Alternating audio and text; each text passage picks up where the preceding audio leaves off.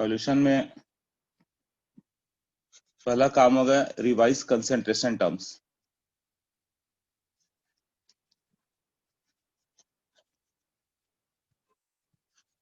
क्योंकि उसकी जरूरत पड़ेगी। अच्छा, अब भी कर सकते हो कि नहीं, लेट अस सी कि 0.1 मोलर एक्वस ग्लूकोज, तो x glucose will be what?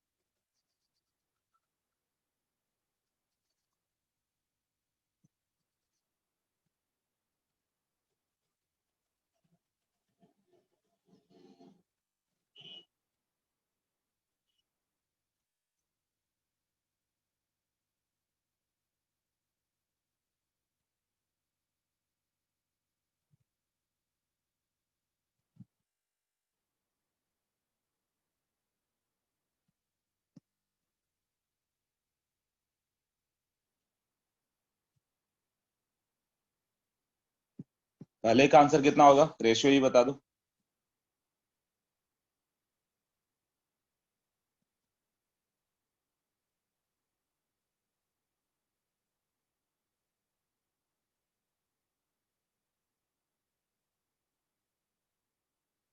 नहीं, थोड़ा रिवीजन की जरूरत पड़ेगी, इसीलिए बोला।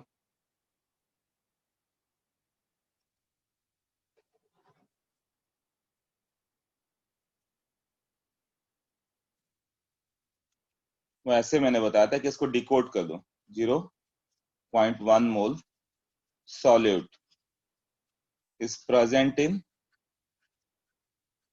1000 ग्राम वाटर। अच्छा, रुक जाऊं, हाँ करो।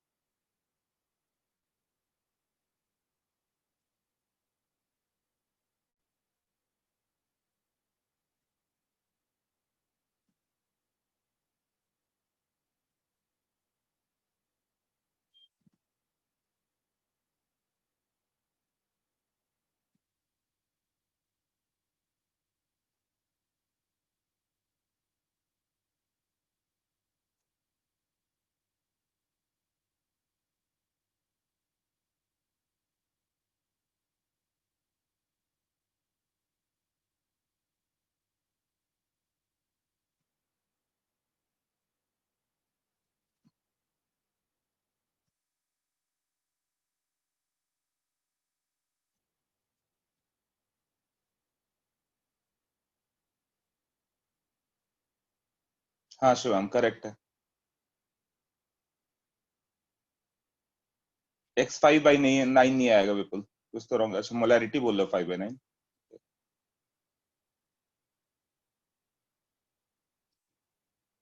मोलैरिटी, एक मिनट चेक करता हूँ, क्वेश्चन क्या था। 0.1 18।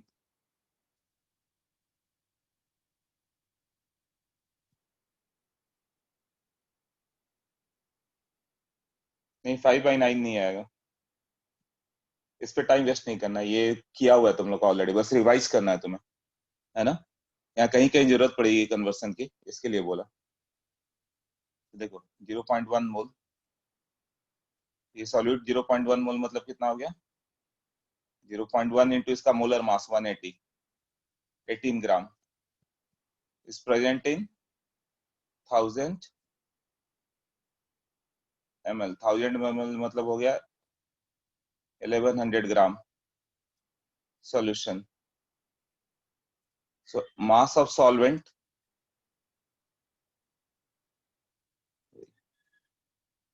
0.1 मोलल दिया था ना, 1000 ग्राम था ये, 1000 ग्राम वाटर, अभी कितना हो जाएगा। Mass of solution, volume of solution चाहिए मोलारिटी के लिए, इससे हम लोग का मास ऑफ सॉल्यूशन मालूम चल जाता है।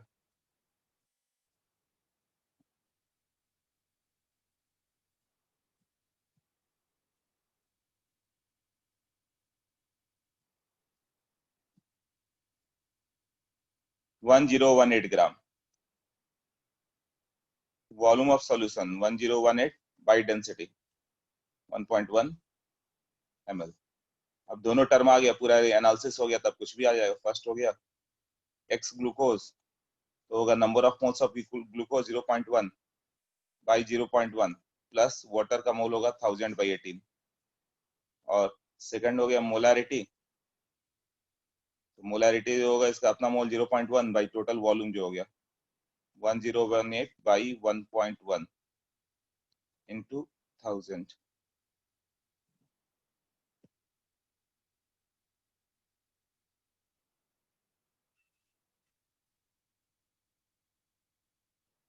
तो मोलारिटी पे ज्यादा फर्क नहीं पड़ा, वो ऑलमोस्ट मोलालिटी हो जाएगा, ऑलमोस्ट सेम दिख रहा है ना। तो मोलारिटी इक्वल टू मोलालिटी चल लेके चलोगे इस चैप्टर में, डाइल्यूट सॉल्यूशन के लिए मोलारिटी मोलालिटी ऑलमोस्ट सेम रहेगा, कहीं जरूरत पड़ा तो कन्वर्ट नहीं करेंगे, ऑलमोस्ट इक्वल ले लोगे, डाइल्यूट सॉल्यूशन रहेगा तो।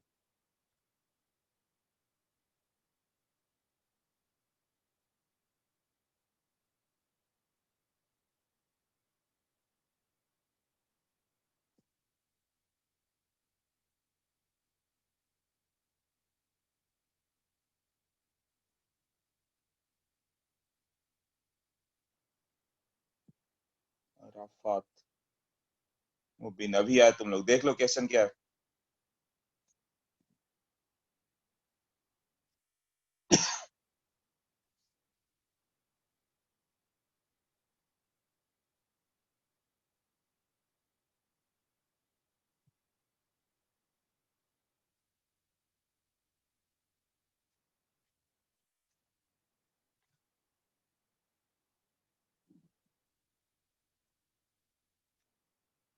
क्लियर हुआ सबको, यस नो बताओ, क्लियर यस नो।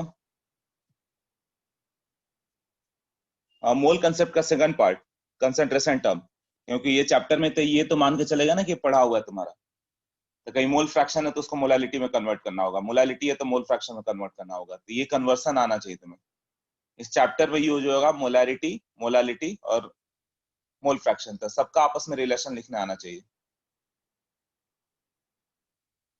हाँ तो उसका कंसंट्रेशन टर्म्स देख लोगे तो हो जाएगा।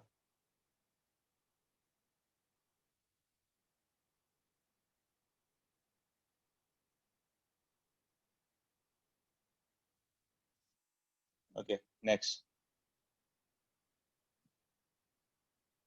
हाँ क्लियर है ना, okay.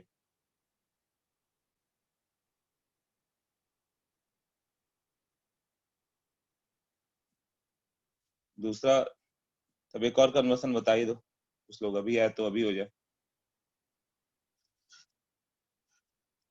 0.1 molar sucrose solution,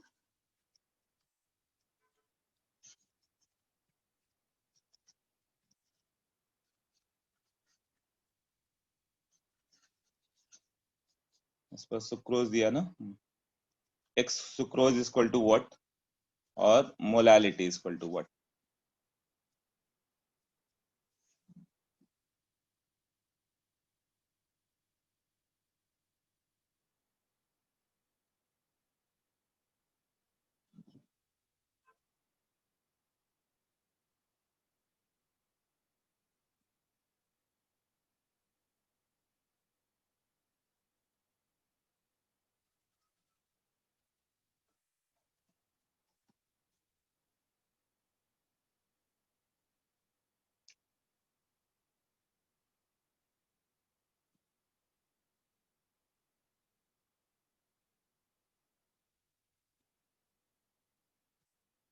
chemistry mains में 100 मार्क्स में कितना आ रहा है?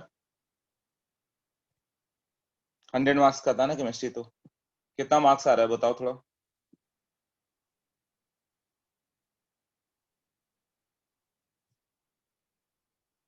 रेंज बता दो अप्रोक्सीमेशन।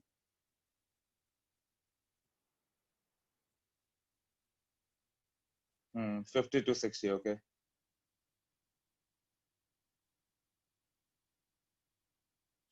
50 60, ओके।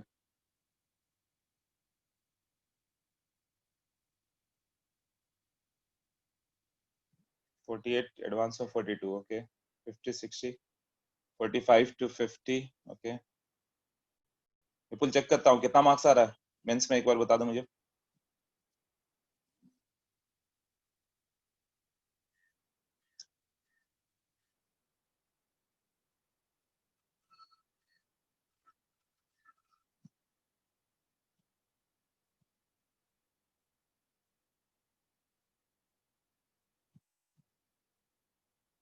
नियर 40। आयुष थोड़ा कम है ना?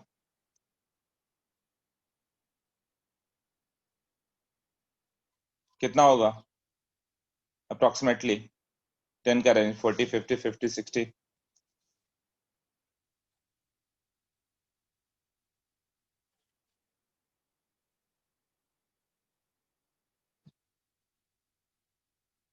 आयुष हाइड्रोकार्बन नहीं जम रहा है।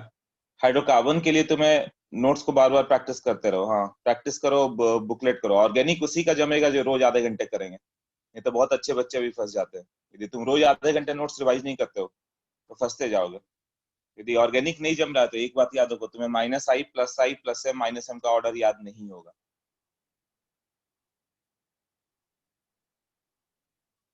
खुद चेक कर लो। यदि +m minus i plus i किसी को याद है, मतलब वो रिवाइज बार बार करता है, तो उसको तो ऑर्गेनिक में पूरा आएगा फिर।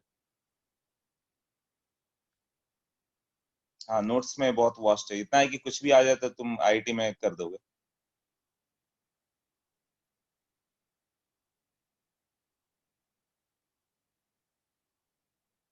हम्म। उसमें से एग्जांपल्स मैंने बहुत दे दिए हैं, तो एग्जांपल से इस बात से थोड़ा कम हो जाएगा, थियरी पार्ट ज्यादा करेंगे।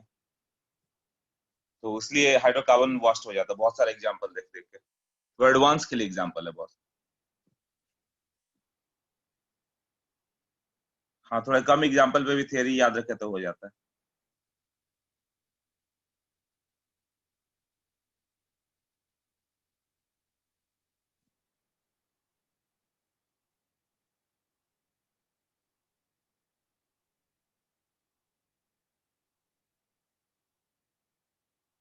एग्जाम्पल की वजह से क्वेश्चन, उसमें सारे एग्जाम्पल तो दे तो दिए मैंने, बट उससे वास्ट हो जाता है और कई लोगों को समझ में नहीं आता बहुत सारे एग्जाम्पल देने के चक्कर में।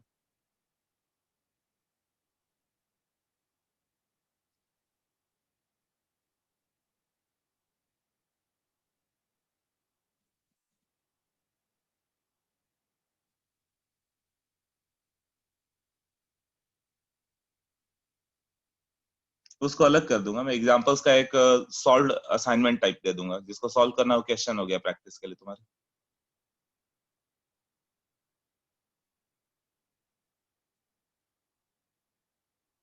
फिर उसमें किसी को प्रॉब्लम भी नहीं होगी, नहीं तो ऑर्गेनिक में कई लोग प्रॉब्लम रहे, जबकि ऑर्गेनिक प्रॉब्लम वाली चीज नहीं है।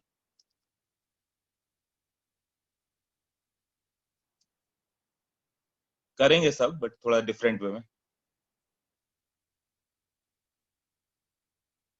वही जो क्वेश्चन टॉपिक वाइज पे है।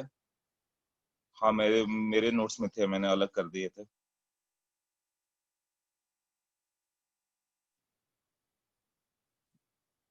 थ्योरी पार्ट अलग, क्वेश्चन पार्ट अलग, वो सही जाएगा। MS चौहान कर लो, बहुत हो गया। MS चौहान और अवस्थी किसी ने कर लिया तो उसको क्या प्रॉब्लम है? उससे ज्यादा तो आईआईटी कभी पूछ ही नहीं सकता ना।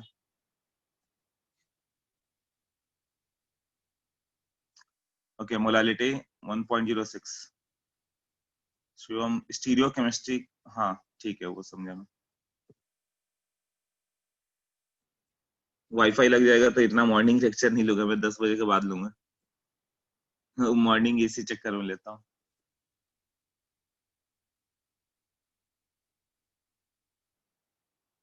हाँ अपलोड भी इजी हो पाएगा, नहीं तो डाउनलोड होते टाइम लगता है, अपलोड होते जाता है। हाँ वो सब इजी हो जाएगा।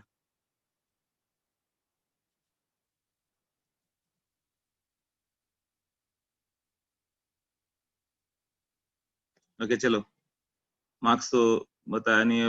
वेदांत कितना मार्क्स आ रहा है तुम्हारा? वेदांत, शिवम, तुम लोगों ने भी नहीं बताया। और कौन कौन है? सरजी बैच वाले, कम से कम मार्क्स तो बताओ कितना है।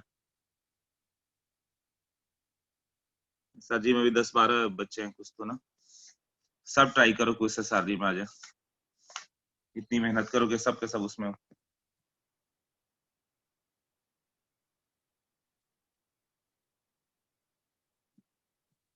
अच्छा वेदांत मीटिंग में है ही नहीं है, सो रहा है जो। 60 to 70।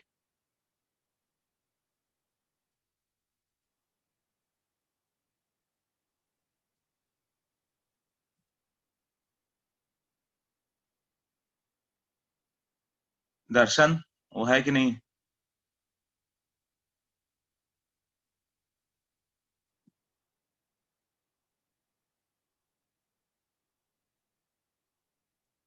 अच्छा इसके लिए काउंट, ओके समझा। तुम काउंट ही नहीं कर रहे हो तुम लोग 1-2 दिन। दर्शन भी नहीं है, ये क्या हो गया? वेदांत गायब है, दर्शन गायब है।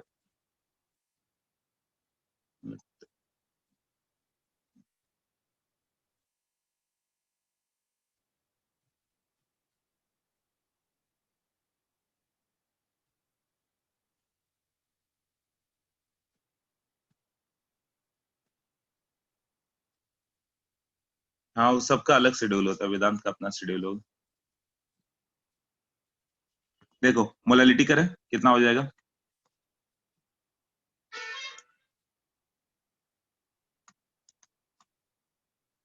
1.06 सबका है वो, राइट? जिसको मैंने बोला था डिकोड कैसे करना है, 0.1 मोल C12H22O11 इन 1 लीटर सॉल्यूशन। 1 लीटर सॉल्यूशन मतलब 1100 ग्राम। 0.1 मतलब 0.1 इंटू 342, 34.2 ग्राम। तो मास ऑफ वाटर जो होगा 1100 माइनस 34.2 ग्राम। तो जब x सुक्रोज करोगे तो ये होगा इसका अपना मोल 0.1 भाई इसका 0.1 प्लस वाटर का मास कितना आ गया?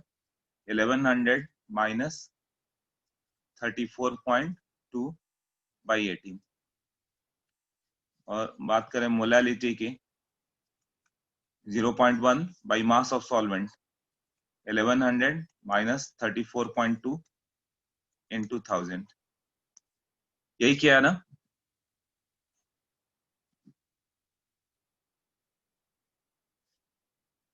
वॉल्यूम 1 लीटर है। मोलारिटी का मतलब क्या होता है? 0.1 मोल डिजोल्व इन 1 लीटर। 1 लीटर का मास कितना होगा? 1000 into density 1100। Mass of water कितना होगा? 1100 माइनस 34.2।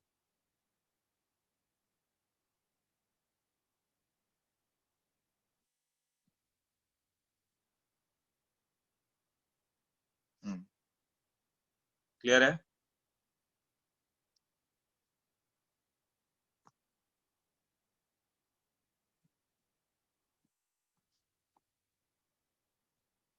ये सब रिवाइज कर लेना एक बार, कन्वर्सन सब।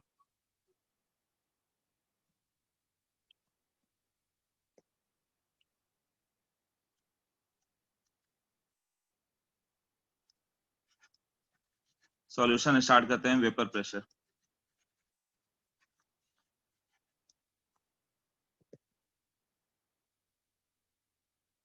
तो पहला डेफिनेशन वेपर प्रेशर तो याद होगा। कोई एक कांस्टेंट कांस्टेंट टेम्परेचर ले लें, at constant temperature what pressure exerted by vapor on its liquid surface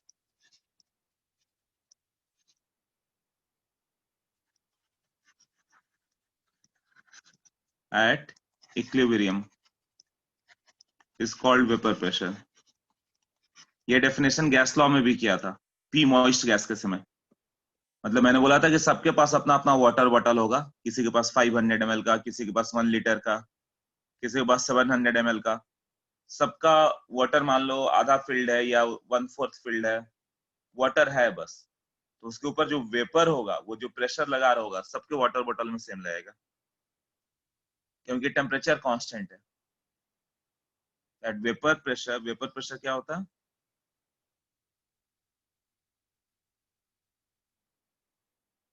सब इतना लेट क्यों आ रहे हो आर्यन, मुविन? आर्यन इतना लेट क्यों हुआ आने में? वरद भी अभी आ रहा है। क्या कंफ्यूजन सबको था क्या 12 से 2?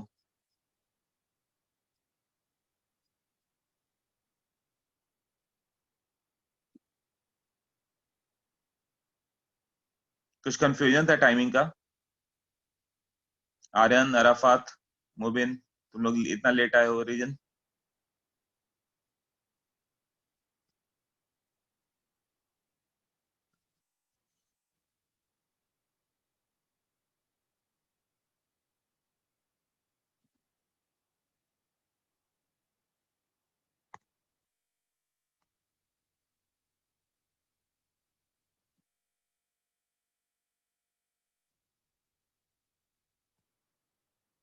अच्छा, जूम को अपडेट करना था तब होता है ना? मैंने तो अपडेट ही नहीं किया जब से ज्वाइन किया। अच्छा, ये खुद अपडेट हो जाता होगा, पेड वर्जन है तो।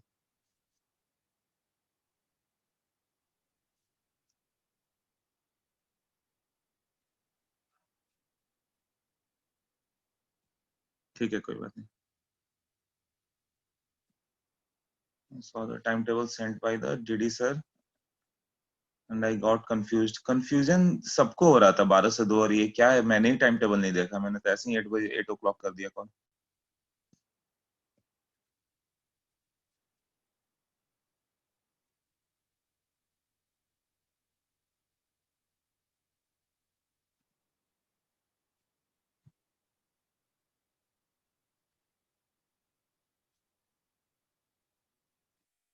अच्छा, आईटी नर्चर के टाइम टेबल देख देख के सबको कंफ्यूज हो गया। Thought we have only physics lecture at 12।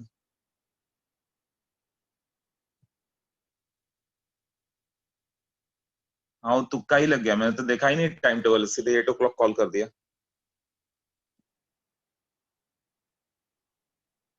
इसीलिए वेदांत लगता है सो रहा है, दर्शन भी।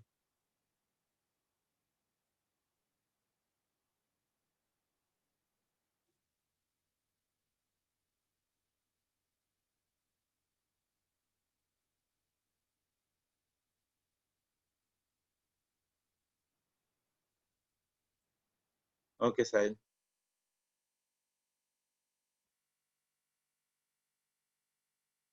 लोकेश भी अभी आ रहा है।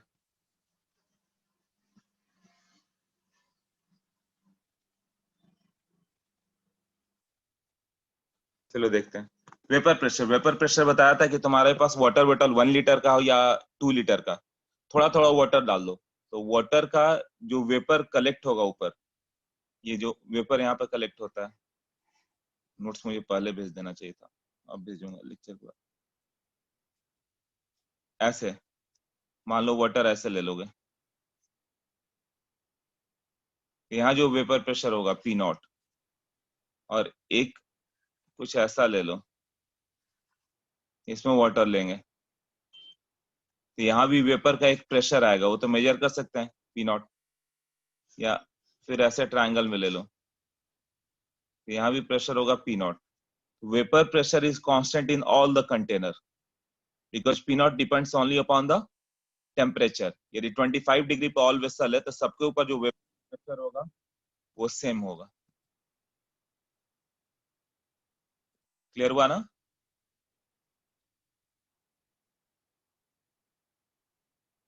हाँ, तो वेपर प्रेशर किस पे डिपेंड नहीं करता?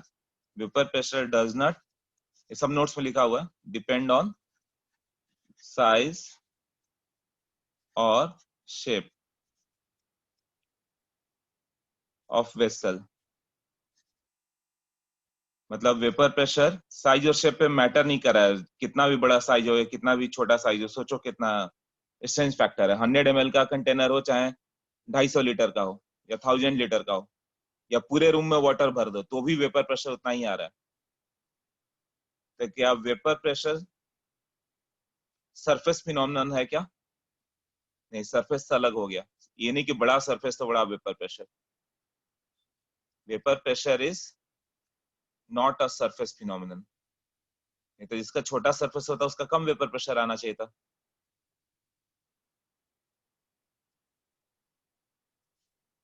Vapour pressure is not a surface phenomenon.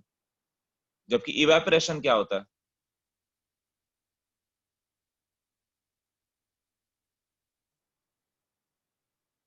Evaporation is surface phenomenon.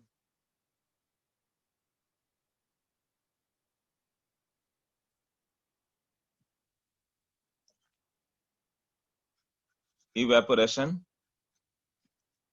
Is a surface phenomenon.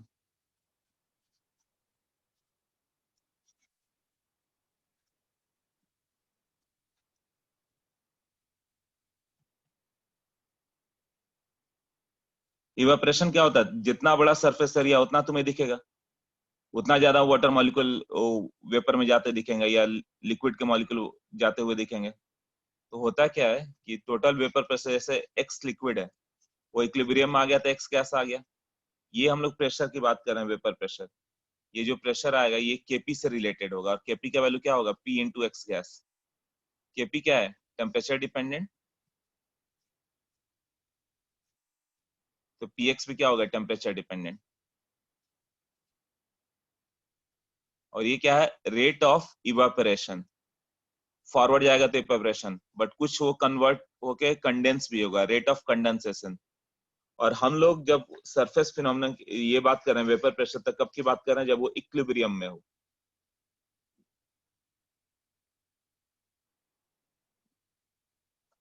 At equilibrium की बात कर रहे हैं। तो at equilibrium rate of evaporation equal to rate of condensation, तभी तो इक्विलिब्रियम आया ना। और इस समय जो वेपर प्रेशर आ रहा है उसको हम लोग बोलते हैं वेपर प्रेशर, मतलब जब सैचुरेट हो गया है तो। नहीं तो प्रेशर तो लगातार चेंज होते जाएगा। इसका वैल्यू क्या हो जाएगा? एक तो होगा इक्विलिब्रियम से KP equal to partial pressure of X gas, और दूसरा होगा केपी का वैल्यू जो होगा एक्स गैस का कंसेंट्रेशन।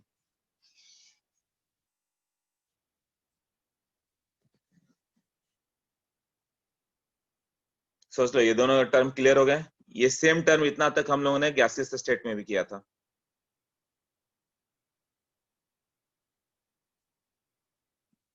अरे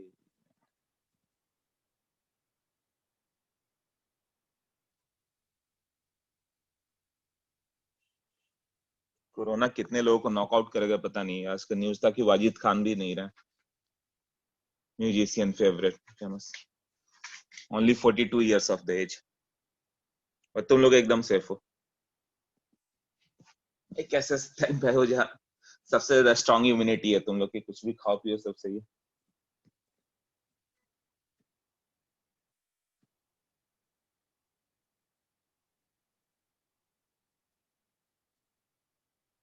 सब नोट्स में आरओसी रेट ऑफ कंडेंसेशन है।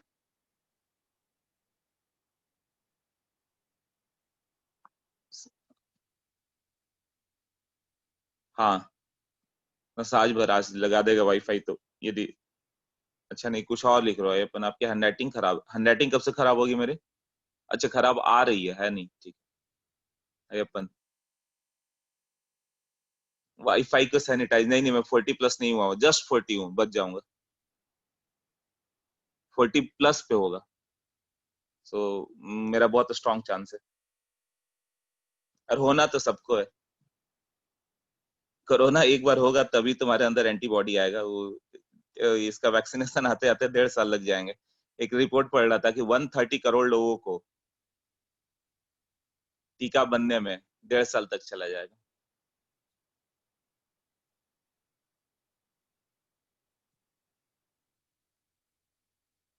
क्लास से better hand writing in zoom. अच्छा मतलब वो लोग क्लास में मैं इतना खराब लिखता हूँ कि जूम पे अच्छा आ रहा है। अरे वैक्सीन वैक्सीन नहीं आएगी। 130 करोड़ बनने में मालूम है, वही बता रहे थे कि इंडिया लेवल पे बनने में बहुत मुश्किल होगी 130 करोड़ बनाना। हाँ, मैं मेडिटेशन करता हूँ। ये बात सही है अंदर, मेडिटेटर को कुछ नहीं हो सकता।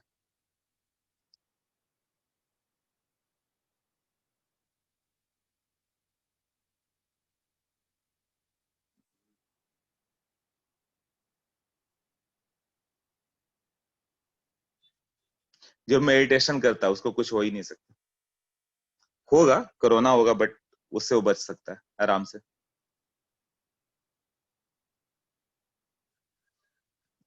नॉर्मल क्लास कब तक शुरू होंगे? तुम्हें क्या लगता है? गवर्नमेंट को तो इकोनॉमी स्टार्ट करनी है तो सब स्टार्ट कर देंगे, उसके बाद केसेस बहुत ज्यादा बढ़ेंगे। ये नहीं कि कोरोना पे स्ट्रॉन्ग भी हम लोग का ये हो गया, अभी 8,000 केस डेली आ रहे हैं, यही 80,000 आएंगे, बाद में 8-8 लाख एक दिन में आएंगे, ऐसा होगा। इंडिया का कंडीशन ऐसा। एक जी न्यूज का रिपोर्ट देख रहा था कि दिसंबर तक आधी आबादी मतलब 60 करोड़ तक जी न्यूज पे था कि इन्फेक्ट होगी।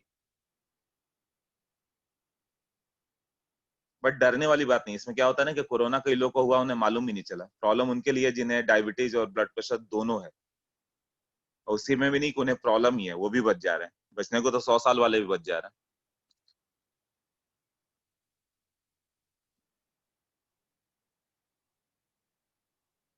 हाँ, कल मुंबई में केस कम आए थे, 2400 आए थे। रिकवरी भी अच्छी थी कल, 1250 के करीब है। महाराष्ट्र जल्दी खत्म हो जाएगा, और स्टेट झूलते रहेंगे, महाराष्ट्र में धीरे धीरे धीरे करके निकल जाएगा सब।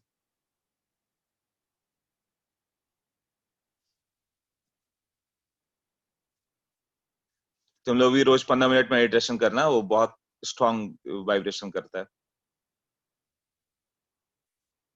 कई लोग तो इसका ये भी मान चुके हैं कि वैक्सीनेशन शायद ना ही आए, जैसे कई रोगों का नहीं आया, बट लोगों में एंटीबॉडी डेवलप हो जाएगा और ठीक है, रुक जाएगा।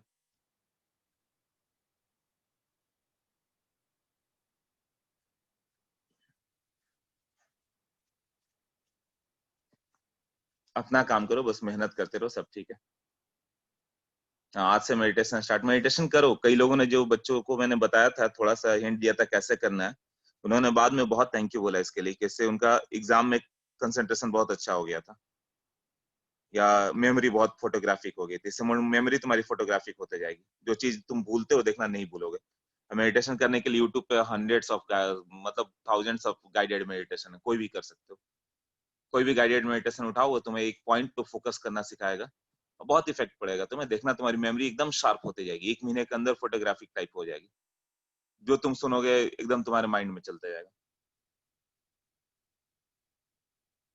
हाँ, बहुत अच्छे, करो। अच्छा लगा कि तुमने स्टार्ट किया।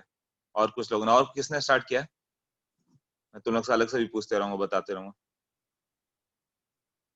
कोई भी एक करो, मेडिटेशन मेडिटेशन है। मेडिटेशन मतलब तुम अपने थॉट्स को रोक देते हो बिफोर दे हार्म यू, मतलब यू स्टॉप इट। जब तुम पढ़ रहे हो तो एक थॉट आएगा, अरे आईआईटी में नहीं होगा, बस हो गया उतना ही में, चलते रह गए, घूमते रह गए।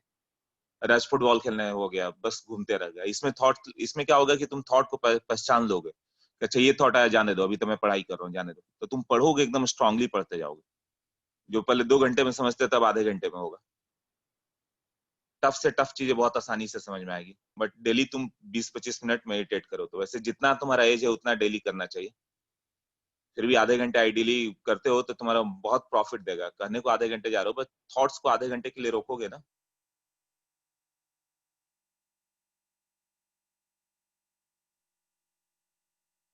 Okay, very good. कुछ लोगों ने बोला स्टार्ट किया, तो तुम लोग मुझसे बाद में भी गाइडेंस ले सकते हो इस पे।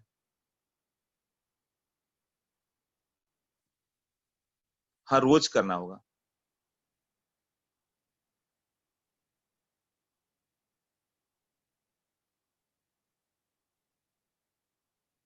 यदि तुमने अभी ये पकड़ लिया तो लाइफ में सक्सेस हर समय तुम्हारे पास रहेगी। क्योंकि जब मीटिंग में सब लोग अपसेट बैठे रहेंगे, तुम एकदम प्रेजेंट होकर बैठे रहोगे, तुरंत सॉल्यूशन दोगे। तो जहां से तुमने ये चीज को पकड़ लिया, मेडिटेशन को, लाइफ में वहां से आगे जाओगे। और एक चीज देखा गया कि मेडिटेटर का गुड लक ओपन हो जाता है। पहले वो खुद ही किसी मेडिटेटर से बात करो, बोलेगा बहुत सारा बैड लक था, वो सब गायब हो जाता है। केवल अच्छी चीजें ही लाइफ में आती है, अच्छा ही होता है।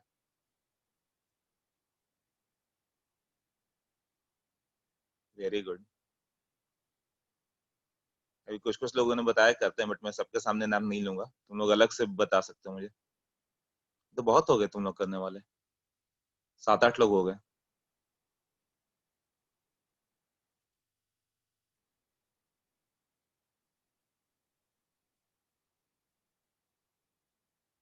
हाँ, मेडिटेशन क्या क्या होता है ना, वैसे 20 मिनट के बाद तुम गहरे मेडिटेशन में जाते हो। आफ्टर 20 मिनट धीरे धीरे करके गहरे और गहरे चलते जाओगे। नहीं, उसे करो ऋषभ, ऐसा लगता है ना कि देखो ये एक बहुत स्ट्रांग चीज मैं बता रहा हूँ कि अरे वो आधे घंटे पढ़ लूँ तो बहुत अच्छा है। नहीं, बट वो आधे घंटे तुम मेडिटेट करोगे ना, तो बाकी जो तुम 18 घंटा में पढ़ोगे वो 36 घंटे के बराबर होगा। मतलब सीधे तुम्हारा दिन बड़ा हो गया। जो 18 मतलब जो 12 घंटे पढ़ते हैं तो 24 घंटे के बराबर पढ़ना स्टार्ट करोगे। वो आधे घंटे इतना इफेक्ट देगा। मेमोरी तो देखना, जो करते हैं वो देखते हैं उनकी मेमोरी इतनी शार्प है, क्यों 10 बार रिवाइज करना, तुम्हें मालूम चलेगा कि अरे 2 बार बहुत हो गया। जो रटते रहते थे उसकी जरूरत ही नहीं है।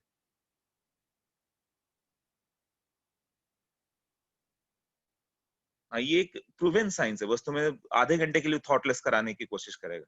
उसके कारण तुम बाकी 23.5 घंटे देखना थॉटलेस रहोगे। और थॉटलेस स्टेट में पूरी मेमोरी फोटोग्राफिक कंसंट्रेशन इतना हाई कि जो किसी को नहीं समझ में आ रहा है कि ये प्रॉब्लम का सॉल्यूशन कैसा आएगा, तुम्हें आएगा। तो रिसर्चर ब्रेन वही होते हैं, वही रिसर्च कर पाते हैं। हाँ, ये भी बहुत अच्छे खासे लोग हैं मेडिटेशन करने वाले। इसमें चूंकि मैंने अभी बहुत किया तो मैं तुम लोग को गाइड भी कर पाऊंगा जब मौका मिला तो। वैसे आईटी के लिए मैं एक करके कुछ तो तुम लोग के लिए पुट कर दूंगा, एक मेडिटेशन।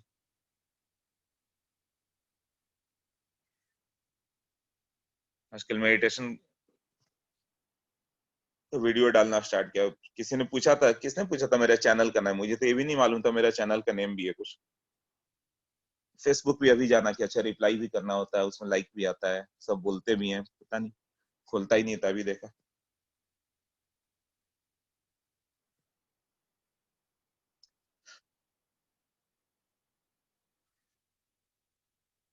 मेरे चैनल का नाम क्या है, निक नेम पे मन्नू करके, मन्नू MNU। कॉलेज में सब मन्नू बोलते थे मुझे, मनोज की जगह। कॉलेज में जाओगे तो तुम्हारा एक निक नेम आ जाएगा। वही मनु के नाम पे था, और मैं आनंद में रहता था इसलिए मनु आनंद कर दिया।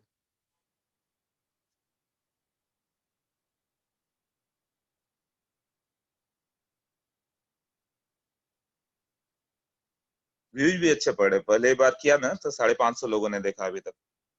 एक मेडिटेशन अपलोड किया कि हाउ टू डिफीट कोरोना। नहीं नहीं, अरे ना, मनु सर मत बोलो, MK ही ठीक है, मनोज सर ही ठीक है। बट चलो, एक अच्छा डायमेंशन आ गया मेडिटेशन में भी बहुत कर पाया फिर। फेसबुक चैनल का लिंक, फेसबुक चैनल का भी लिंक होता है क्या? क्या क्या टर्म पूछते हो तुम लोग? फेसबुक चैनल, वो कौन सा है? फेसबुक मनोज कुमार करके मेरा नहीं मिलता है क्या?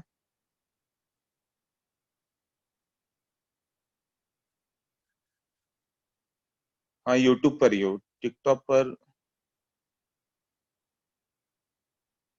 मत जाओ। टिकटॉक तो मैंने देखा भी नहीं है।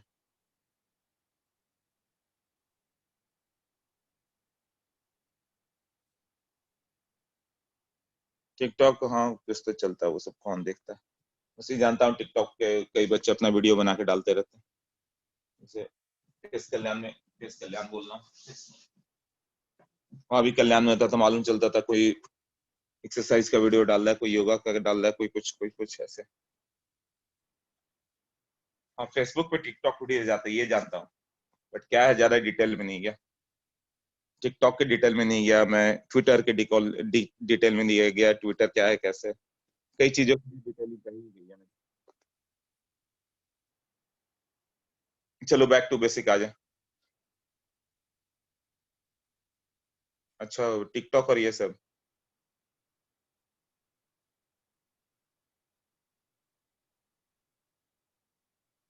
कैरी, नहीं नहीं देखा विपुल। तुमने नाम दे दिया तो कैरी करता हूँ, इस नाम को देखता हूँ क्या है।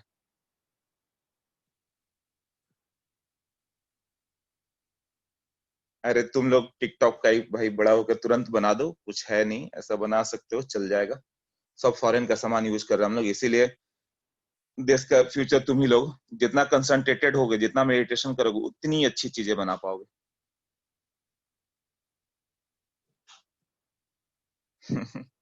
चलो आज असल में फर्स्ट डे हमेशा टाइम पास होने लगता है। देखो, evaporation is the surface phenomenon, जो मैंने बताया, एक्स लीटर से एक्स जो लिक्विड हो गया एक्स गैस में गया, तो पहला है रेट ऑफ इवेपोरेशन। लिक्विड से जब गैस जाएगा तो इवेपोरेट करेगा, और गैस से जब लिक्विड आएगा तो कंडेंसेशन होगा, तो रेट ऑफ कंडेंसेशन। तो स्टार्टिंग में मान लो केवल वाटर है तुम्हारे बॉटल में, ऊपर में वेपर नहीं है, तो पहले तो इवेपोरेट ही होगा। स्लोली जो वेपर बनेगा वो कंडेंस भी होगा,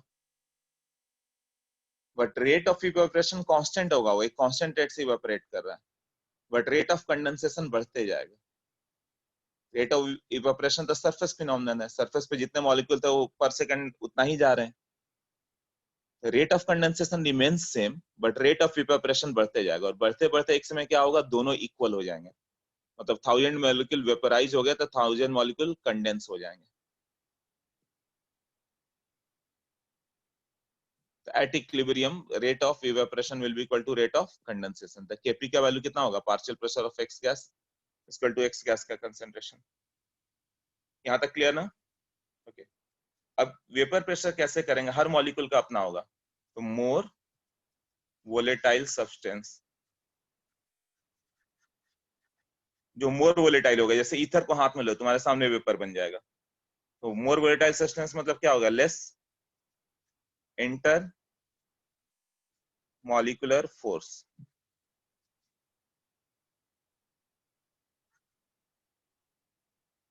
of attraction has what, more vapor pressure।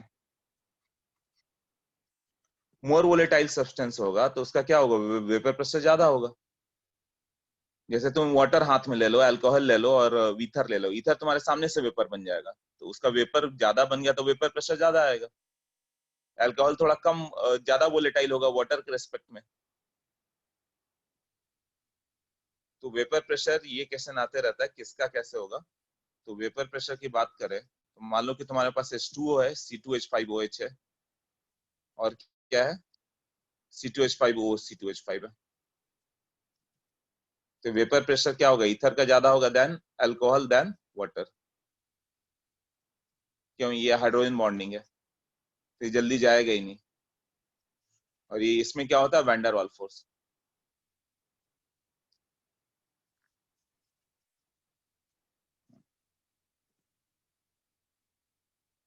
Okay, सो ये क्वेश्चन आता है, ये क्लियर हो जाएगा ना। तो कभी भी पूछे वेपर प्रेशर किसका ज्यादा होगा, NH3 की water,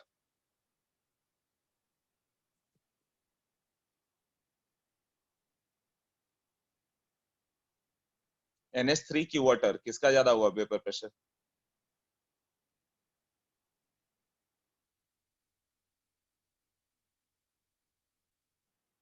greater water vapour pressure नहीं, NH3 आधा आधा, कुछ NH3 बोल लो, कुछ वाटर बोल दो। अमोनिया में वैंडरवाल फोर्स ऑफ अट्रैक्शन वीक होता है, हाइड्रोजन बॉन्डिंग वीक पड़ता है, तो तुरंत 23 से बाहर रहेगा, तो उसका वेपर तुम्हारे सामने फॉर्म हो जाएगा, बहुत कम लिक्विड बनेगा। लिक्विड अमोनिया कभी देखोगे तो क्या होगा, जैसे ही लोगों हाथ में तुरंत वेपराइज हो जाएगा। तो लिक्विड अमोनिया में वेपर ज्यादा बना रहता है, तो उसका वेपर प्रेशर ज्यादा आएगा। क्यों, वैंडरवाल फोर्स, बल्कि हाइड्रोजन बॉन्डिंग वीक है NH3 में, और H2O में हाइड्रोजन बॉन्डिंग थोड़ा स्ट्रांग है, तो कम वोलेटाइल होगा। तो ज्यादा वेपर प्रेशर किसमें आएगा, जिसमें वीक फोर्स होता है। वीक फोर्स तो NH3 में ही है ना।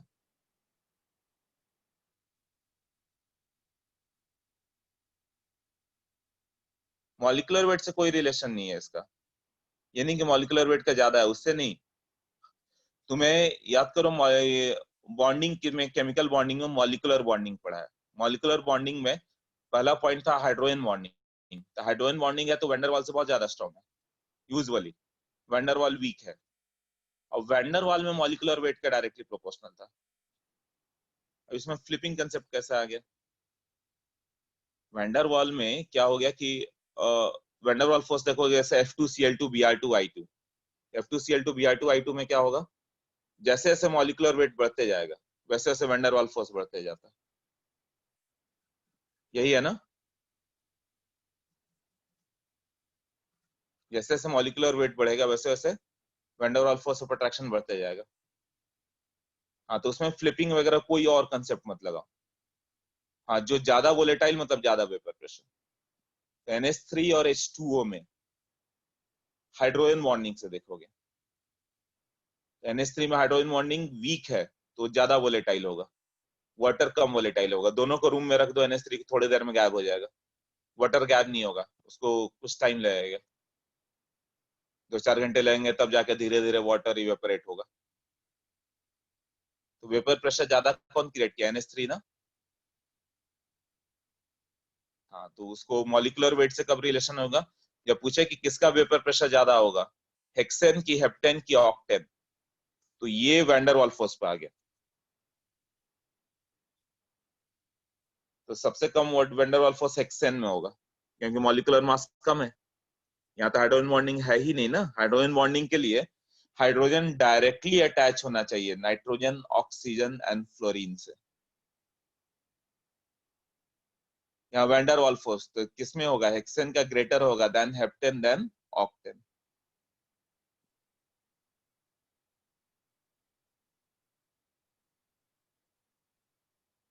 सबसे ज्यादा ऐसा कोई डेफिनेशन ही है, वोलेटाइल सब्सटेंस अपने पास बहुत ज्यादा है। किसी को भी तुम लिक्विड बना के ले जाओ, है ना, जैसे रेफ्रिजरेशन में यूज करते हैं इंडस्ट्री में हम लोग, तो तुरंत वेपर बन जाता है। ऐसा रखते हैं लो बॉइलिंग पॉइंट पे। हाँ, ये कह सकते हो इसका बॉइलिंग पॉइंट बहुत कम हो, सबसे लोएस्ट बॉइलिंग पॉइंट जो होगा। नहीं आ रहे, इससे कोई रिलेशन नहीं किया। नाइट्रोजन हाइड्रोजन का बॉन्ड वीक है। NH3 में दो NH3 मॉलिक्यूल के बीच का बॉन्ड देखना है, N और H से कोई मतलब नहीं उसे। मॉलिक्यूलर बॉन्ड्स को NH के ना फ्लिपिंग से मतलब है कि NH3 फ्लिप करता है, ना नाइट्रोजन हाइड्रोजन को इससे बॉन्ड स्ट्रेंथ से उसको कोई मतलब है।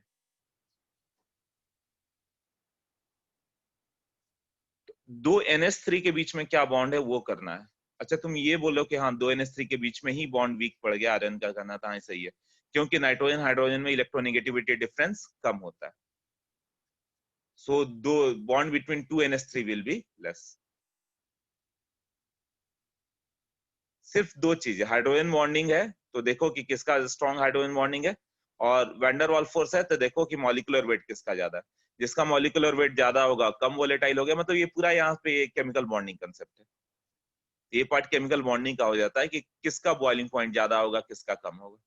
तो हाइड्रोजन बॉन्डिंग है जैसे वाटर एंड अल्कोहल, तो वाटर अल्कोहल में हाइड्रोजन बॉन्डिंग वाटर में ज्यादा होता है तो उसकी वोलेटिलिटी कम होगी।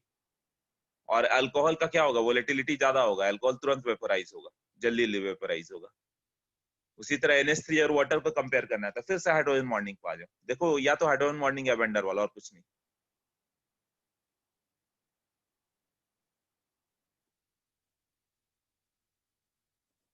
क्लियर हुआ। तो यहाँ पे तुम्हें सिर्फ ये देखना होगा मॉलिक्यूलर बॉन्ड्स। तो एक बार और आज इसमें कंफ्यूजन आ रहा है, तो मॉलिक्यूलर बॉन्ड्स तुम लोग एक बार रिवाइज कर लो केमिकल बॉन्डिंग में, बॉइलिंग पॉइंट कैसे देखा था हम लोगों ने।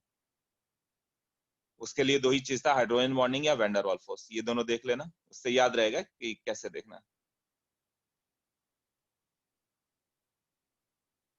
हाँ, सॉल्यूशन के नोट्स भेज दूंगा मैं भी।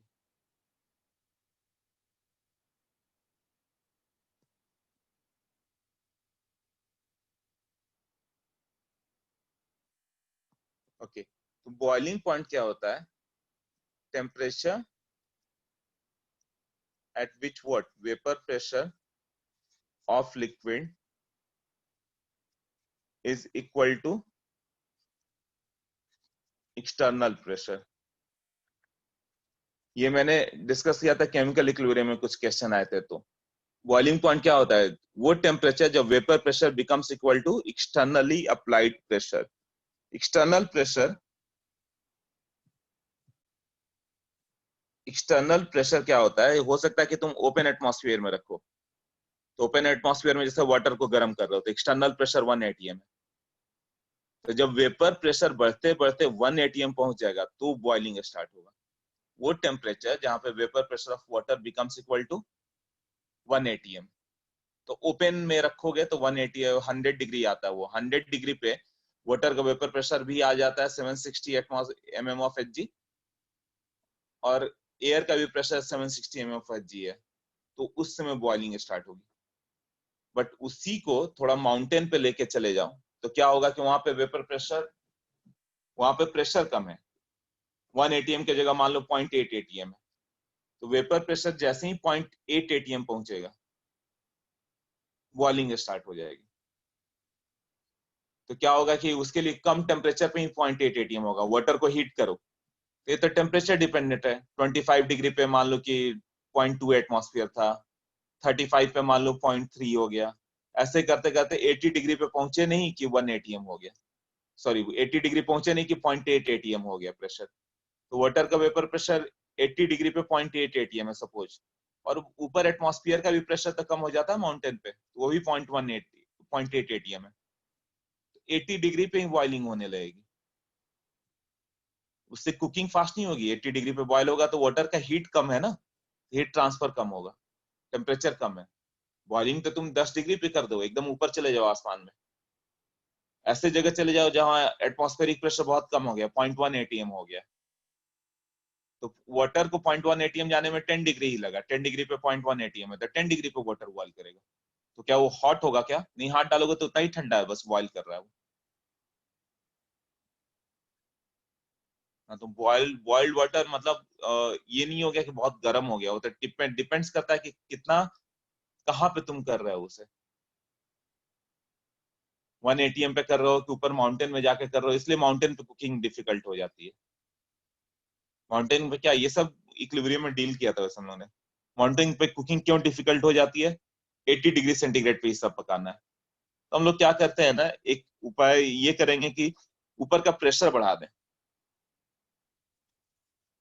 जो 1 atm प्रेशर उसी को बढ़ा दिया जाए। तो देखना कि उसके लिए हम लोग क्या करते हैं कि वेट रख देते हैं उसके ऊपर। तो वेट कैसे रखोगे? सील करना पड़ेगा, वेसल को सील करके उसके ऊपर वेट रखते हैं, तो उसी का कंसेप्ट का नाम है प्रेशर कुकर। वो प्रेशर क्रिएट करेगा। प्रेशर कुकर में ऊपर में एक वेसल होता है, बल्कि एक वेट होता है जिसको सीटी बोलते हैं लोग।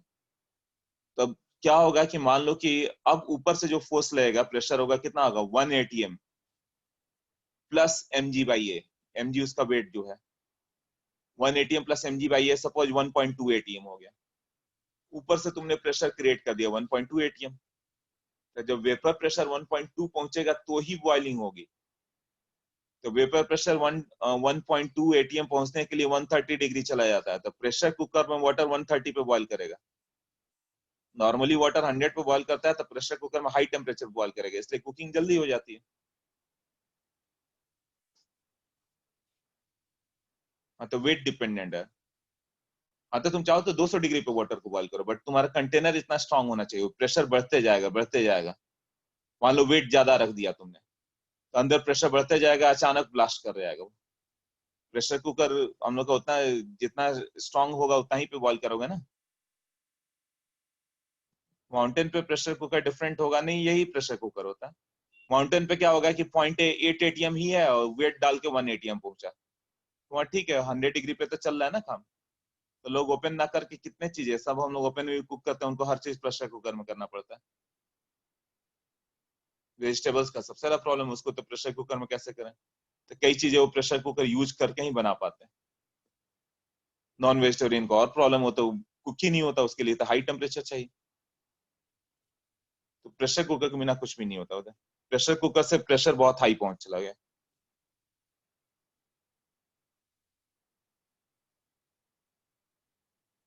हाँ, सी लेवल पे यहाँ पे प्रेशर कुकर तुम्हारा 120 डिग्री क्रिएट कर पा रहा है बॉइलिंग टेम्परेचर, 120 130 डिग्री, तो वहां पे बॉइलिंग टेम्परेचर उसका 90 100 डिग्री ही होगा, 90 डिग्री 100 डिग्री। कितना हाइट पे जा रहा है उस पर डिपेंड है।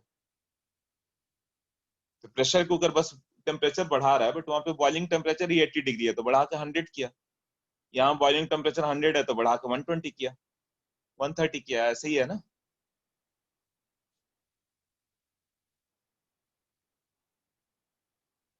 हाँ, वो कर सकते हैं कि वहाँ वेट बढ़ा दें, जो वेट ऑफ द ये आता है वेसल का, वो लोग बड़ा वाला कुकर लेंगे जो उतना प्रेशर सह पाए और वेट बढ़ा दें, तो उसका उनका भी प्रेशर बढ़ के 100 के जगह 120 130 पे कर सकते हो।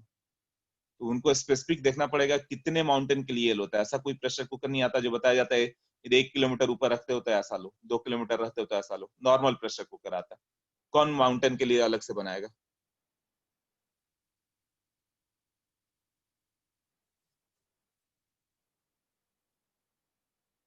Energy of molecule high altitude पर कम होगा फिर। हाँ, कम ही होता है ना, टेम्परेचर कम है तो उसका एनर्जी तुम्हारा कम होता है। इवन जो तुम आइस देखते हो उसकी कूलिंग कम होगी देखोगे तो। यहाँ पे आइस बहुत ठंडा लगेगा, उसका भी रीजन बताता हूँ आगे जाके। बहुत इंटरेस्टिंग चैप्टर है सॉल्यूशन।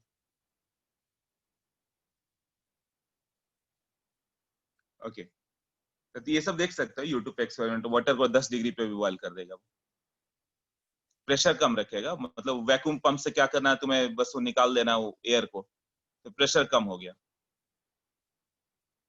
तो प्रेशर कम आ जाएगा तो तुम्हें 10 डिग्री 15 डिग्री पे भी तुम बॉयल कर लोगे। क्लियर हुआ? इतना तो क्लियर रहेगा कि बॉइलिंग पॉइंट किस पे डिपेंड है।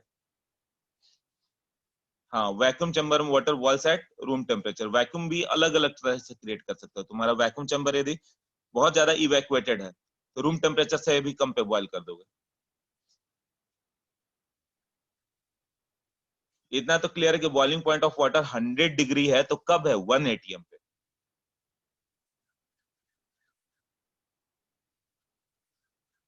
1 एटीएम मतलब 1 एटीएम मतलब ओपन, जहां पे हम लोग रह रहे हैं सी लेवल पे, यहाँ पे वाटर की बॉइलिंग पॉइंट 100 डिग्री है और जगह पे वाटर की बॉइलिंग पॉइंट अलग अलग होगी। इसका एक टॉपिक हम लोग का एलिवेशन इन बॉइलिंग पॉइंट वहां पे यूज होगा। तो बॉइलिंग पॉइंट पढ़ा है तो ये टॉपिक वहीं पे कर दिया, elevation in boiling point.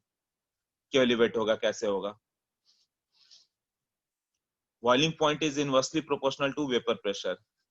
Yes, vapour pressure ज्यादा होगा तो जल्दी 1 एटीएम को अचीव कर लेगा, तो बॉयल तुरंत होगा। ईथर को बॉयल करना चाहोगे तुरंत बॉयल होगा। क्यों? ईथर ज्यादा वोलेटाइल है, तो उसे 1 एटीएम तक जाने के लिए बहुत कम टेम्परेचर चाहिए। टेम्परेचर थोड़ा भी बढ़ा होगा तो 1 एटीएम पहुंच गया, तो बॉइलिंग वो तुरंत होगा। इसका वेपर प्रेशर ज्यादा है, उसकी बॉइलिंग पॉइंट कम होगी, तुरंत बॉयल होगा। तो बॉइलिंग पॉइंट का डेफिनेशन क्लियर रहेगा। व्हेन टेम्परेचर, जब vapour pressure is equal to externally applied pressure, यही है ना?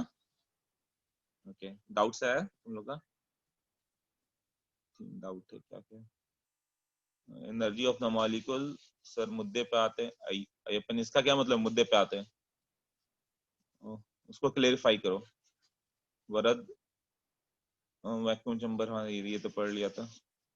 बॉइलिंग पॉइंट इनवर्सली, अच्छा ठीक है, यही सब पूछा था तुमने। हाँ ये अपन ये सब मुद्दे पे ही चल रहा है। मतलब कि बॉइलिंग पॉइंट कैसे है, कम होगा ज्यादा होगा, यही टॉपिक है सब। एलिवेशन इन बॉइलिंग पॉइंट एक टॉपिक है आगे जाके, उसके लिए समझना जरूरी है। क्लियर हो गया? Okay, if P external equal to 1 ATM, उस समय जो बॉइलिंग होगा उस टेम्परेचर को क्या बोलोगे? Normal boiling point. अब इसका मतलब नहीं है केवल बॉइलिंग पॉइंट काफी है, नॉर्मल बॉइलिंग पॉइंट। और if P external equal to 1 bar, मतलब जो स्टैंडर्ड है हम लोग का, तो उसको बोलते हैं स्टैंडर्ड बॉइलिंग पॉइंट। इसका भी मतलब नहीं है, ये दोनों एक डेफिनेशन हो गया, normal boiling point, standard boiling point. But किसी बुक में दिया हुआ नहीं है तो अवॉइड कर सकते हैं। मतलब 1 बार क्या होता है, अपना एक्सटर्नल प्रेशर स्टैंडर्ड ले लिया ना, पहले 1 एटीएम लेते थे, बाद में IUPAC ने चेंज कर दिया कि नहीं 1 बार को स्टैंडर्ड लेंगे। हम लोग पहले से 1 एटीएम को लेते हैं, तो 1 एटीएम को हम लोगों ने नॉर्मल बॉइलिंग पॉइंट बोलना शुरू कर दिया, इसको स्टैंडर्ड बॉइलिंग पॉइंट। फिर भी ज्यादा डिफरेंस तो है नहीं 1 बार 1 एटीएम में, ऑलमोस्ट सेम ही है, तो सिर्फ बॉइलिंग पॉइंट बोलो चल जाएगा। ओके, ये टॉपिक ही बहुत इजी है, सॉल्यूशन चैप्टर ही बहुत इजी है। जैसे काइनेटिक्स एक बीच का टॉपिक हो जाता है, थर्मोडायनेमिक्स, इलेक्ट्रोकेमिस्ट्री, आयोनिक, के टफ चैप्टर में। काइनेटिक्स थोड़ा इंटरेस्टिंग और मिडिल रेंज पे, तो सॉल्यूशन एटॉमिक स्ट्रक्चर के लेवल का एकदम इजी सा।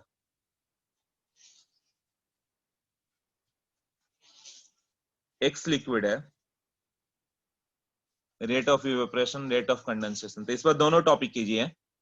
तुम देखोगे अल्काइल हैलाइड, तुम अभी पूरा सॉल्व करोगे ना MS चौहान, तो ऑलमोस्ट सॉल्व हो जाएगा, क्योंकि केवल सब्स्टिट्यूशन एलिमिनेशन है। तो substitution elimination in the mean time पूरी तरह से रिवाइज कर जाओ कि जब मैं पढ़ाऊं थोड़ा बहुत क्वेश्चन जो बाकी है तो हो जाए। अल्काइल हैलाइड चैप्टर ही पूरा हो जाएगा। अभी भी अल्काइल हैलाइड सॉल्व करोगे MS1 तो तुम्हें 70% क्वेश्चन हो जाएंगे। 30% जो नहीं किए हुए हैं वो करना होगा, 2-4 रिलेशन जो बाकी है तो अभी भी कर सकते हो। 70% जब होने वाला तो अभी से करके रखो। जो जो सब्स्टिट्यूशन एलिमिनेशन वो तो हो ही जाएगा ना। एक्स लिक्विड एक्स गैस हो गया तो इसका डेल्टा एच वेपोराइजेशन जो होगा वो पॉजिटिव होगा। टेम्परेचर बढ़ाओगे तो क्या होगा, एंडोथर्मिक प्रोसेस है तो वेपर प्रेशर बढ़ेगा ना। केपी का वैल्यू क्या था, पी एक्स गैस ऐसे था ना। अब बताओ इसका रिलेशन क्या था, log K2/K1 equal to delta H by 2.303 R 1/T1 minus 1/T2 ऐसे था ना। K को P लिख सकते हैं हम लोग, log P2/P1 equal to delta H by 2.303 R 1/T1 minus 1/T2। ये पहला इक्वेशन log K2/K1 ये याद होगा, केमिकल इक्विलिब्रियम में यूज किया।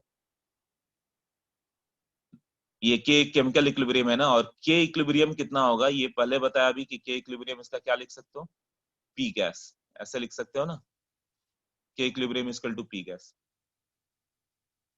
तो log K2/K1 क्या होगा, log P2/P1 होगा equal to delta H by 2.303 R 1/T1 minus 1/T2। तो log P will be minus delta H by R 1/T plus एक कांस्टेंट C लिख सकते हैं। इसका ग्राफ क्या होगा, वो पूछ लेता कई बार ग्राफ, log P और 1/T। तो log P क्या हो गया, मतलब कि T1 टेम्परेचर पर वेपर प्रेशर मान लो P1 था, तो T2 टेम्परेचर पे क्या वेपर प्रेशर होगा, और डेल्टा H क्या हो गया, एंथैल्पी ऑफ वेपोराइजेशन। यही हुआ ना, मतलब 25 डिग्री पे मान लो वेपर प्रेशर मालूम है 300 mmHg, तो 40 डिग्री सेंटीग्रेड पे क्या होगा वेपर प्रेशर। तो इस इक्वेशन से आता, हाँ स्लोप निगेटिव होगा, करेक्ट। और इक्वेशन किसका हो गया,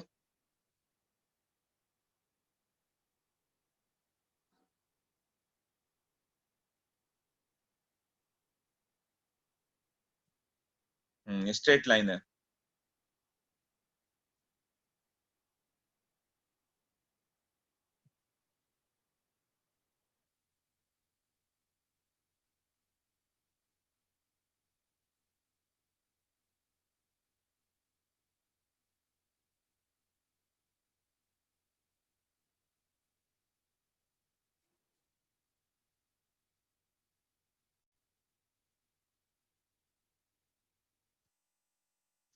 तो ये कर्व किधर से जाएगा,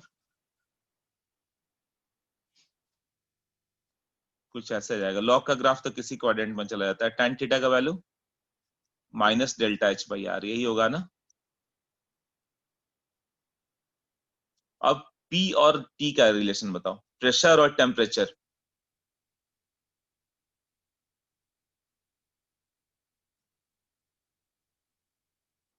ये रिलेशन तो क्लियर होगा, जैसे टेम्परेचर बढ़ाओगे तो 1/T क्या होगा, कम होगा। 1/T डिक्रीज हो गया तो निगेटिव में डिक्रीज हुआ, मतलब पॉजिटिव हो गया, इंक्रीज हुआ।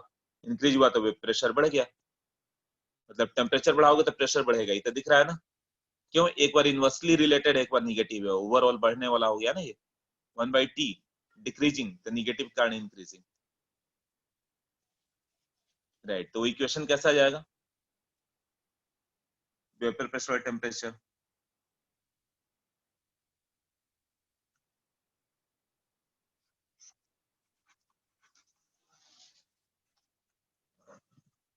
हाँ एक्सपोनेंशियल होगा, राइट। एक्सपोनेंशियली अप जाएगा ना, कुछ ऐसे चलता जाएगा वो।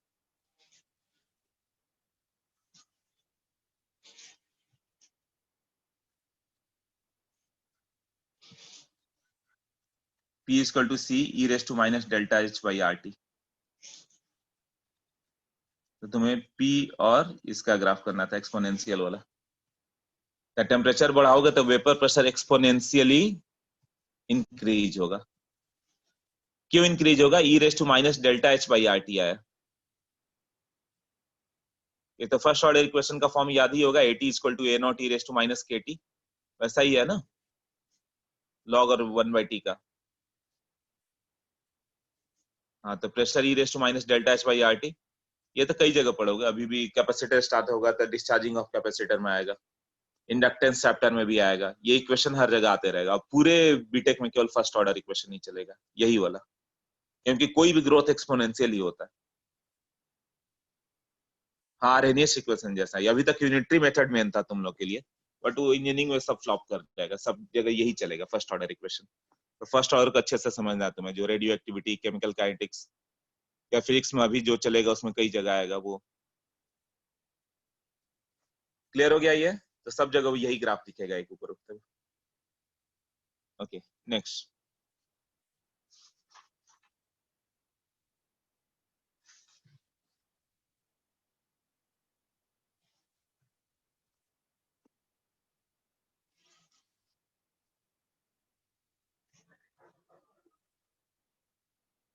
आरएनए से क्वेश्चन है, और मैंने टेंशन लेने का बोला था क्या? नहीं नहीं, टेंशन नहीं लेना। लाइफ में कभी टेंशन लेना ही नहीं चाहिए, बस प्रेजेंट में रहो, बाकी सब काम तुम्हारा अपने आप होते जाएगा।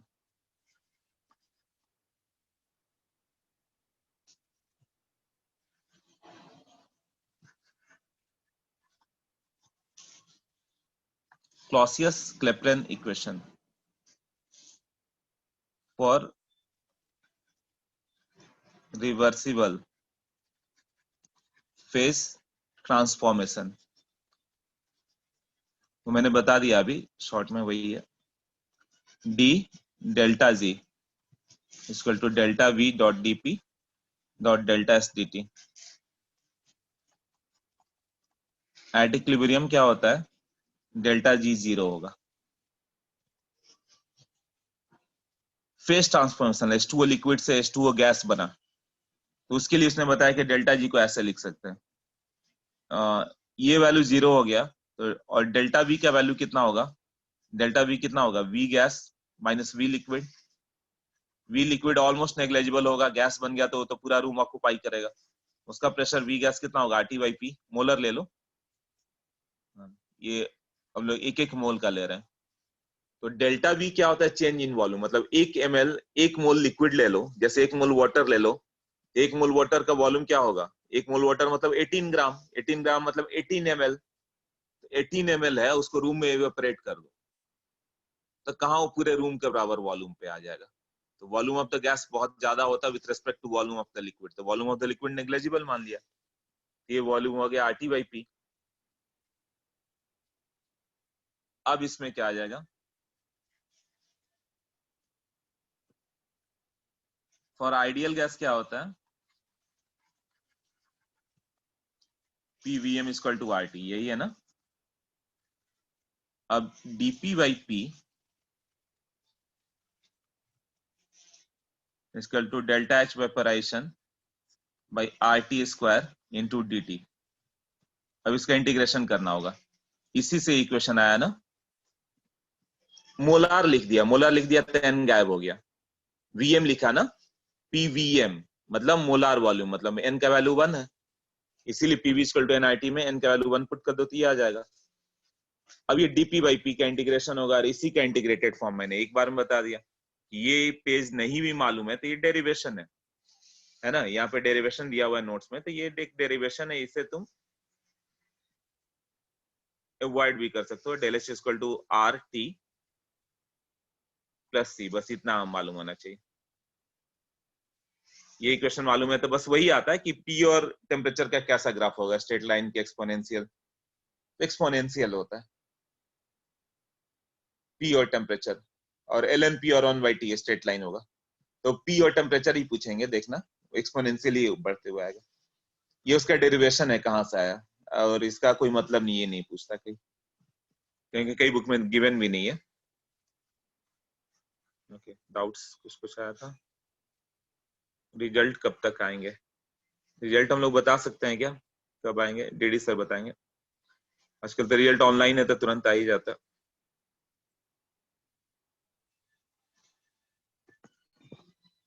ओके, एक ये इक्वेशन हो गया, साइट ओपन नहीं हो रहा। हाँ, तो कुछ तो बोला था उन लोगों ने, कल क्रैश हुआ कि क्या हुआ, इतने सारे बच्चे ऑनलाइन कर दिए कि सर्वर कहाँ से करेगा, कुछ तो चेंज करना होगा उन्हें।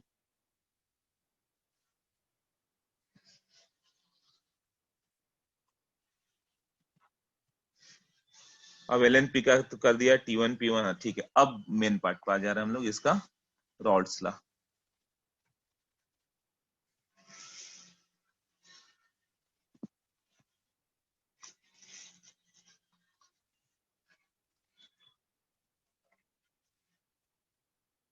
आज भी 3 लेक्चर है तुम लोग का।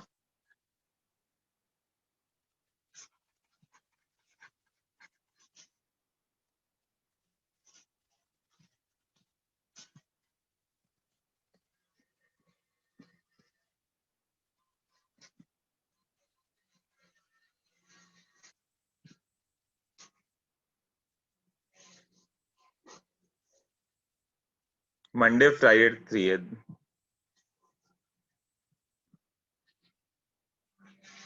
ओके,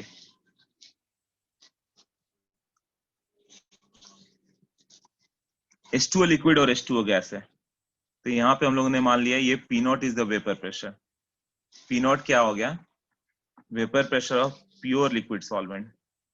प्योर लिक्विड सॉल्वेंट, तो P नॉट याद रहेगा, vapour pressure of pure liquid, मतलब वाटर बॉटल के ऊपर जो वेपर प्रेशर उसे P नॉट बोला। और कहीं पे लिक्विड सॉल्यूशन ले लिया ना, जैसे यहाँ पे लिक्विड सॉल्यूशन ले लिया, इसमें ग्लूकोज फ्रुक्टोज जो भी तुमने डाल दिया, लिक्विड सॉल्यूशन, ये क्या होगा? H2O gas. यहाँ वेपर प्रेशर मान लो P है, तो P equal to what? Vapour pressure of liquid solution. Vapour pressure of liquid solution है। तो एट कांस्टेंट टेम्परेचर की बात करें, टेम्परेचर, तो vapour pressure of liquid solution is directly proportional to mole fraction of liquid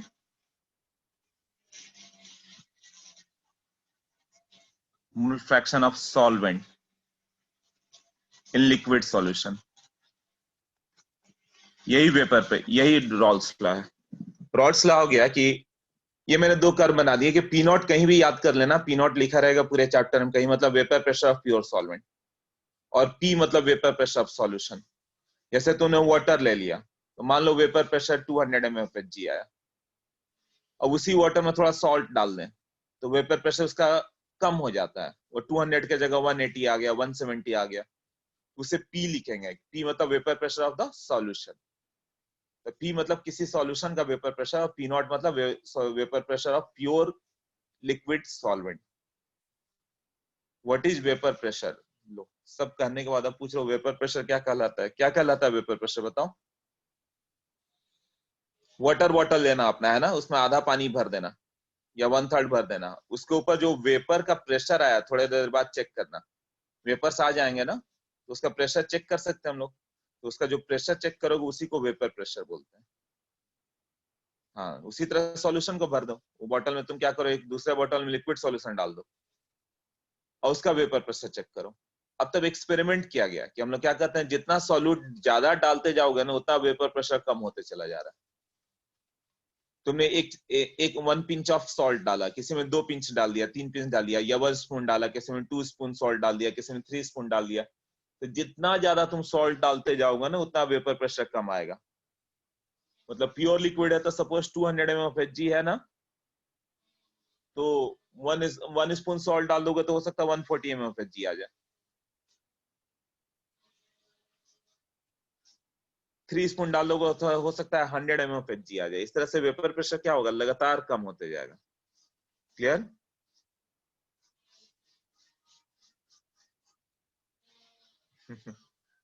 हाँ, ये अपन सही बोल लो। क्लियर हो गया ना? तो वेपर प्रेशर लगातार कम होगा। तो vapour pressure of liquid solution, किसी सॉल्यूशन का वेपर प्रेशर क्या होगा? मोल फ्रैक्शन ऑफ सॉल्वेंट, मतलब जितना ज्यादा सॉल्वेंट प्रेजेंट है उतना ज्यादा वेपर प्रेशर उसका। Mole fraction of what? Solvent. Vapour pressure of liquid solution is directly proportional to mole fraction of liquid solvent. Solvent ज्यादा होगा तो वेपर प्रेशर ज्यादा आएगा, मतलब सॉल्वेंट 100% रहेगा तो वेपर प्रेशर हाईएस्ट आएगा, और सॉल्यूट तुमने 100% डाल दिया, केवल सॉल्ट ही सॉल्ट कर दिया, तो वेपर प्रेशर होगा ही नहीं, वो तो नॉन वोलेटाइल सॉल्यूट है। तो यहाँ पर क्या हो गया, एट कांस्टेंट टेम्परेचर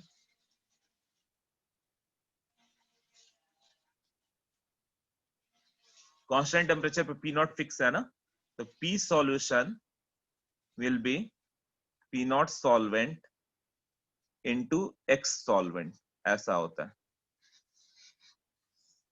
मतलब कि मान लो वाटर डालते हैं हम लोग, ये वाटर ले लो, तो यहाँ वेपर प्रेशर सपोज 200 mmHg है,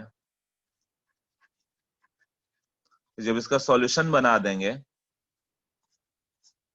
कि x वाटर जो हो गया सपोज 0.7 है और x सॉल्यूट कितना होगा 0.3, तो यहाँ वेपर प्रेशर कितना होगा, तो ये जो वेपर प्रेशर इसको P लिखते हैं हम लोग, ये होगा P नॉट सॉल्वेंट, मतलब P नॉट जो हो गया प्योर का इंटू एक्स सॉल्वेंट, तो P नॉट कितना था 200 mmHg और एक्स सॉल्वेंट 0.7, मतलब 140 ही आएगा।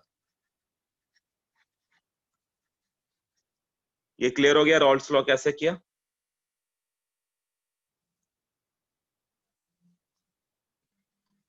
मतलब किसी सॉल्यूशन में मान लो कि और ज्यादा सॉल्यूट डाल दिया, सॉल्यूट 0.4 कर दिया, तो वाटर 0.6 बचेगा, तो P का वैल्यू कितना होगा 200 इंटू 0.6, मतलब 120 mmHg।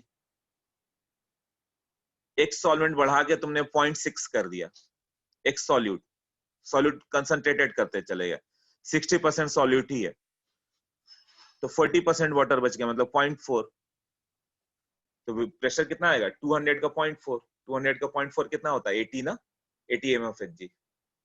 अब एक सॉल्यूट मतलब सॉल्ट ही है पूरा 100%, तो सॉल्ट का वेपर प्रेशर कैसे आएगा, जीरो आएगा ना, तो केवल सॉल्ट ले लो, मतलब एक सॉल्यूट 1 हो गया, तो एक सॉल्वेंट तो जीरो पड़ गया, तो प्रेशर क्या हो गया 200 इंटू जीरो, जीरो ना। सोच लो, इतना क्लियर हुआ।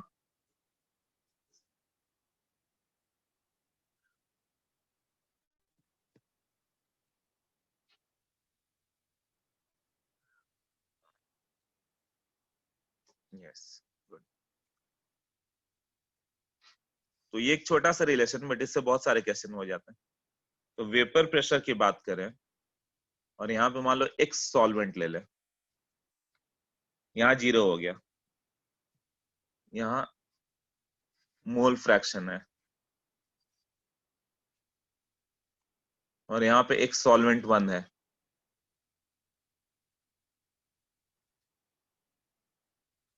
तो देखो ये एक स्ट्रेट लाइन होगा और यहाँ पे वैल्यू पी नॉट आएगा, क्योंकि vapour pressure is P naught solvent into X solvent. S solvent को एक्स मान लो, वेपर प्रेशर को वाई मान लो, तो ये एम है, Y equal to M X, वही क्वेश्चन जा रहा है ना, Y equal to M X ही है ना, तो वो ओरिजिन से पास करते दिखेगा। एक्स सॉल्वेंट को तुमने एक्स माना था, एक्स सॉल्वेंट स्टार्टिंग में कितना हो गया यहाँ पे जीरो, और यहाँ एक्स सॉल्वेंट बढ़ते बढ़ते 1 पे आ गया, तो एक्स सॉल्वेंट 1 होगा तो वेपर प्रेशर पी नॉट आ गया, मतलब यहाँ पे ये पी नॉट पे आएगा, तो ये वेपर प्रेशर है दोनों साइड, इधर भी और इधर भी, वही वाई एक्सिस, ऐसे दिखा सकते हैं ना। तो स्लोप कितना होगा, एम का वैल्यू यहाँ पे कितना आ रहा है पी नॉट सॉल्वेंट ना, देखो तो एम का वैल्यू पी नॉट सॉल्वेंट है, पी नॉट बाई ये कितना होगा 1 ही होगा ना, बेस कितना है 1 माइनस 0 1 ना, और ये पी नॉट है, तो P naught by 1 P naught आ गया, तो टैन थीटा का वैल्यू यहाँ पर कितना हो जाएगा, ये जो टैन थीटा होगा, थीटा का वैल्यू करें, ये थीटा है, तो टैन थीटा का वैल्यू कितना होगा पी नॉट ही होगा ना, वो तो क्लियर है ना यहाँ, क्लियर हो गया अभी।